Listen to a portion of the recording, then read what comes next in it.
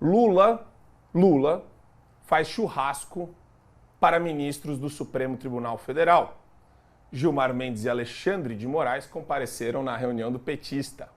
A dupla chegou acompanhada do Ricardo Lewandowski, ex-ministro do Supremo Tribunal Federal, aquele que estava lá na reunião com as lideranças do MST, o movimento terrorista, que a gente está acostumado a falar aqui todos os dias, né?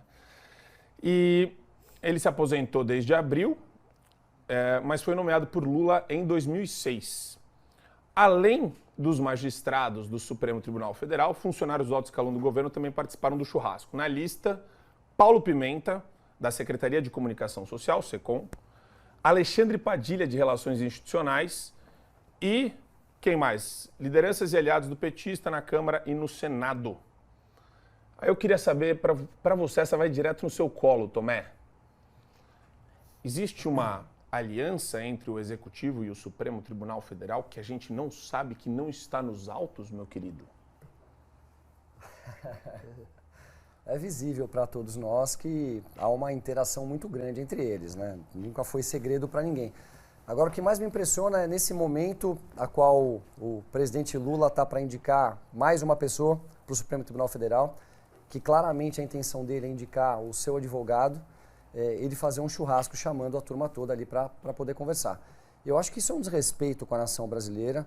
Se realmente essa indicação ela acabar se tornando uma indicação viável, eu fico pensando em qual Brasil nós estamos vivendo. Aliás, em qual Brasil nós já estamos vivendo faz tempo, né? O Brasil da impunidade, o Brasil do desrespeito, o Brasil onde a direita pouco pode se colocar e a esquerda pode falar tudo o que eles querem. Nós percebemos decisões sendo tomadas do Supremo Tribunal Federal já há muito tempo que desagradam muito grande parte do eleitor brasileiro. E esse churrasco ele mostra mais uma vez que há, sim, com certeza, né, uma facilidade de comunicação para que eles possam colocar as pessoas que são convenientes a eles próximas. E a gente vê o Brasil que nós vemos hoje, que é o Brasil que ninguém mais aguenta viver.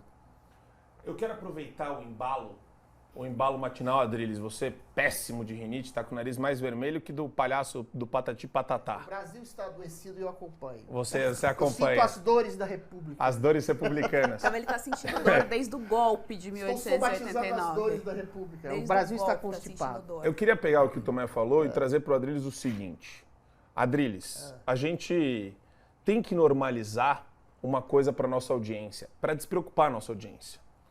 Críticas acerbas e assertivas ao Supremo Tribunal Federal e ao TSE não é ataque. Não. Vamos nos acostumar com essa ideia e vamos transmitir essa ideia todos os dias, porque a esquerda tem prosperado na manipulação semântica perniciosa. Agora eu vou traduzir, né? A esquerda tem prosperado em trabalhar da seguinte forma: qualquer crítica é ataque. E, portanto, antidemocrático. Não, a questão não é só subjetiva, a questão é semântica e objetiva. Qual que é a minha câmera, meu Deus? A questão é semântica e objetiva. O que é?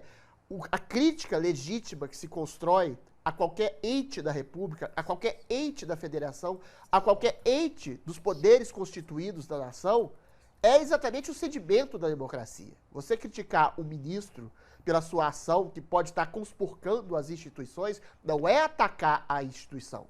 Só que, eventualmente, esse tipo de reinterpretação semântica, que coloca a crítica como um ataque, está levando gente para a cadeia, está fazendo com que as pessoas sejam censuradas, sejam processadas, sejam acusadas e sejam censuradas sem saber por que estão sendo acusadas. Ou seja, existe uma questão kafkiana aí.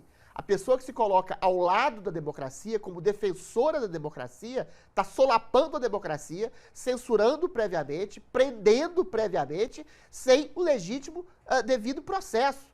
Ou seja, você criticar o Alexandre de Moraes, você criticar o Gilmar Mendes ou o Lewandowski, você pode até criticar por que eles estão fazendo um churrasco. Existe, aparentemente, um conluio para se construir uma espécie de ditadura subliminar de uma opinião só. A gente já tem o Teatro das Tesouras, o Gilmar Mendes foi escolhido pelo Fernando Henrique, o Lewandowski pelo Lula, pela Dilma, se eu não me engano, e eventualmente o Alexandre pelo Michel Temer, mas se coaduna a esse Teatro das Tesouras, que eventualmente, ao que parece, está solapando e massacrando e perseguindo todo ente de uma direita conservadora, quer seja liberal, quer seja bolsonarista, quer seja o que for. exatamente por críticas acerbas que eram feitas ao Supremo Tribunal Federal. Hoje, por exemplo, há emissoras, há empresas de comunicação que sequer tocam no nome do Alexandre de Moraes. Isso é uma censura prévia, interna, internalizada. E aí, quando acontece uma coisa dessa, isso sim é um ataque frontal à democracia. Se você legitima a autocensura, se você legitima o medo, isso quer dizer que a gente vive numa ditadura subliminar. E a gente está vendo esse churrasco, esses encontros, não tem nada de legal nisso, mas é imoral. Quando você tem uma aproximação indevida entre pessoas do Supremo, que, como disse o Tomé Abduch, estão solapando a democracia, estão, de certa forma, atropelando as leis, que estão caçando pessoas, perseguindo pessoas, prendendo pessoas, censurando pessoas, sem uma determinação específica, criando tipificações criminais que não existem no Código Penal, quer seja fake news, discurso de ódio, tudo na ordem do subjetivo, da cabeça de um juiz. E quando você tem a possibilidade da indicação de um advogado pessoal, de um homem que foi solto em circunstâncias muito estranhas da cadeia para se tornar, numa eleição que, ao que tudo indica, foi parcializada pelo próprio Tribunal Superior Eleitoral e que se tornou novamente presidente da República, há um conjunto de fatores que levam o quê? A que a gente faça críticas acerbas a esse tipo de aproximação imoral. E aí você faz uma crítica acerba a essa aproximação imoral, você é golpista? Você está atacando a democracia? Não, quem está atacando a democracia é, primeiro, essas pessoas que criminalizam a opinião e, segundo, essa autocensura de jornalistas, influenciadores, políticos e empresas de comunicação que internalizaram o medo, o receio e a censura no país. E quando você tem censura internalizada no país, você tem, volto a dizer, uma ditadura subliminar de uma opinião única, que é pior, que se traveste de democracia. Eu queria aproveitar e fazer uma provocação para a Geisiane, para colocá-la nessa conversa gostosa. Geisiane. Conversa gostosa. A gente tem aqui no Brasil o Executivo e o Legislativo. Eles tiveram voto, né? Existe, até foi um debate que eu tive com o pessoal do Brasil Paralelo ano passado. Existe a legalidade do voto, mas não existe legitimidade porque o sistema está podre, né? Você tem Tiririca sendo eleito com 70 mil votos versus Adrilles, que teve 100 mil votos e não se elegeu. É o quórum, é o quociente eleitoral que o pessoal tanto fala e tanto critica, porque tem 32 cálculos que você tem que fazer para conseguir chegar no resultado final do que faz uma cadeira no parlamento. Mas esses, para se mobilizar, deputado, senador, deputado estadual, que nem o Tomé, eles têm que conversar, falar com a base, fazer reunião, tomar café, fazer articulação, falar com o governador, falar com o presidente, para pegar emenda. Isso acontece. Esse trabalho todo de bastidor é normal. Agora, o ministro do Supremo fazer trabalho de bastidor com político, isso daí é totalmente imoral. Pega como exemplo os ministros e os justices e os magistrados das Supremas Cortes pelo mundo inteiro.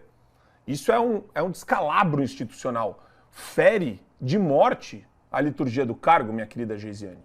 Não nos causa espanto ver a manchete de que o Alexandre, o Lewandowski estavam jantando, estavam num churrasco, vejam só vocês, certamente de picanha, do Lula.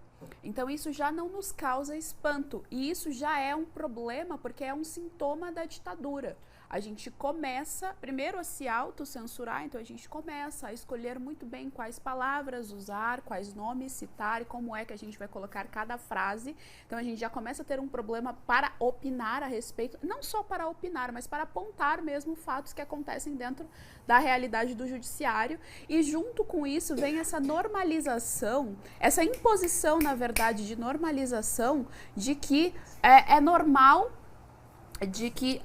essa atuação política do judiciário. Vale ressaltar que nesse encontro aí estava o Paulo Pimenta, que antes de ontem, a PGR suspendeu o processo de investigação dele e ele tinha ocultado imóveis durante ali o período de campanha e tal. Esse cara, ele era envolvido, tinha nome na planilha da Odebrecht, e ele fez uma piada semana passada, o apelido dele era Montanha, e ele fez uma piada semana passada dizendo que ele recebe, na verdade, uma montanha de votos. Então, veja, a gente tem pessoas que são ditatoriais, que são autoritárias e que, ao mesmo tempo, debocham da cara do eleitorado, debocham da população. Tanto os representantes, que foram ali eleitos pela força do voto, quanto os que nem isso receberam. Eles não recebem voto. Esses juízes aí do STF, nenhum deles é voto. É simplesmente ali um jogo político. É também importante colocar nessa conta que o Alexandre de Moraes, há umas 2 semanas, estava reclamando que ele tinha pouco acesso ao Lula. Muito provavelmente a Janja barrava ali um pouco, porque é ela que está responsável, o Lula não tem acesso ao celular, ele não tem celular, quem faz essa frente é a Janja, a primeira-dama do país. E ela meio que estava barrando aí esse encontro e o Alexandre estava incomodado com isso. Por quê? Porque o Alexandre, muito provavelmente, quer influenciar diretamente na próxima indicação do STF, na próxima indicação do ministro do STF. Então, veja, a gente tem um juiz... Cara, é uma piada de mau gosto. A gente não pode rir de piada nesse país, vale lembrar.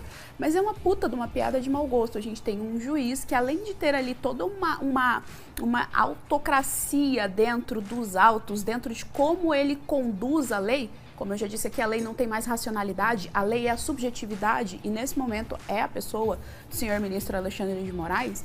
Além disso, a gente tem o cara atuando ativamente para quem é que vai ser o próximo que vai ocupar o cargo.